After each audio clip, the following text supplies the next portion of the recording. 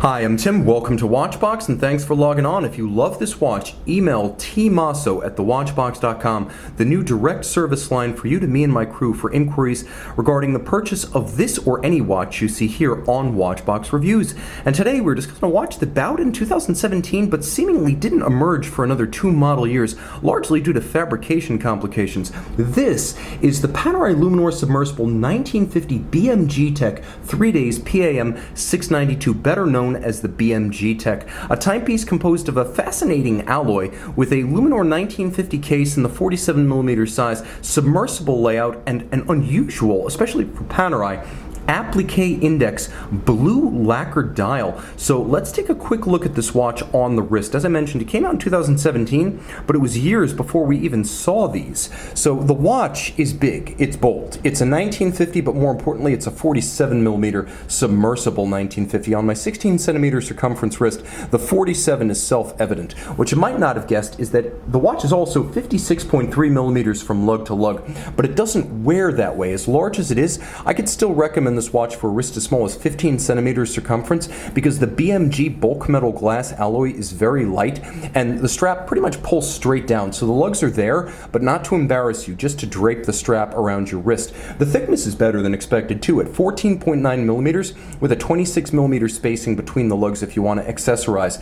Now the strap that's included here is the reason I'm reviewing this watch again. I've never reviewed it on this particular strap, which is somewhere between purple and blue. Let's call it Nogaro blue, a famed Audi RS color. Made in Italy, it's vulcanized rubber, not silicone, and you can see there's a hollow on the underside, there's a channel, but there's also a bellows system, so it's very flexible, but it also vents the wrist, that 1970 style Panerai interlocking OP logo, and what I believe to be just a conventional Panerai titanium pin buckle included. Now, I owe an apology to bulk metal glass. In the previously filmed review of this watch, I believed it was a high nickel steel. In fact, it is an alloy of several materials, starting with zirconium, including copper, including nickel, and including aluminum and titanium. And the best way to describe it is just a very, very scratch-resistant titanium. Not necessarily because of the materials used, but because of the way it's made.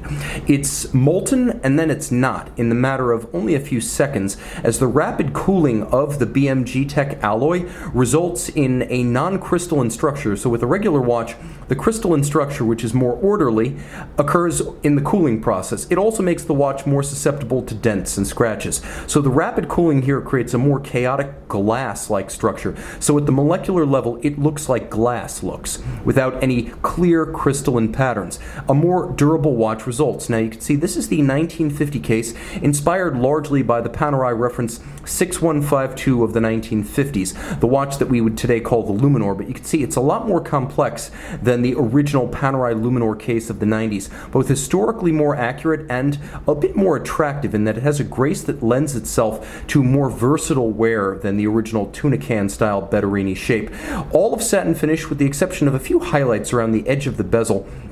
The timepiece has a glistening and gleaming gloss blue lacquer dial with a few cyan accents, and as you can see, all applique. This is an upscale look, so it's a glossy, gleaming, rare Panerai lacquer dial, and it's surrounded by the best feeling and sounding dive bezel in the business. Have a listen. Truly one of the reference points for feel and sound, one of the tactile sensations that I would rate as good as the clasp of a Rolex or the column wheel feel of a Lange datograph. Now, you will note the device protecting the crown with a little runner cam inside the lobe, a refinement originally introduced in 2007. This design was planned in the late 1940s, implemented in the early 1950s by Panerai, and it basically locks and unlocks the crown using only a lever. So you're not going to thread the crown through its seals, you just compress and decompress the seals, so you're going to have the seals intact longer. It also offers better all-aspect shock and impact protection than a conventional shouldered crown guard, and it's also harder to dive or jump in the water with the crown unlocked because that's simply tough to miss. It's also easy to use the crown as you don't have to fight it and thread it out. It's available to wind or to use in a setting mode as soon as you unlock the lever. Now you can see there's a time zone mode with this manufacturer caliber 9010, so you can adjust the date forward or backwards with the hour hand that moves independently. Note the watch is still keeping time. It hasn't hacked or engaged a stop seconds mode. That comes when you pull the crown out all the way. Now you have a monotone blue date disc to match, so it's unobtrusive on the dial side. You have the image of the World War II era Panerai customer favorite manned torpedo, and the customers were the 10th Flotilla, the combat swimmers of the Italian Navy, who used this manned torpedo, the Solora Alunta Corsa, or the basically slow manned torpedo, mobile mine, sometimes called the pig, whatever terminology you wish to use.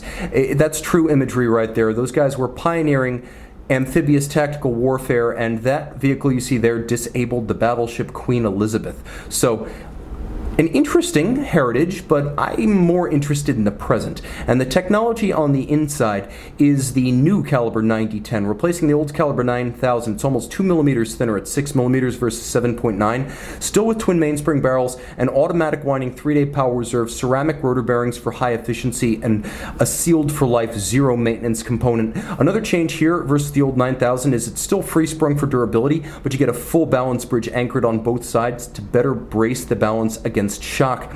It beats away at 28,800 vibrations per hour, and it pivots on 31 joules. As you could see on the case back, this is also a 300-meter water-resistant watch. So your combination of zirconium, aluminum, and titanium, and nickel, all of it flash frozen, is ready for the dive. Whether you're a combat swimmer or just an armchair commando, this BMG-Tech, 2 years after its launch, is finally ready for prime time. See it on the watch box and email tmosso@thewatchbox.com for full purchase details concerning this watch.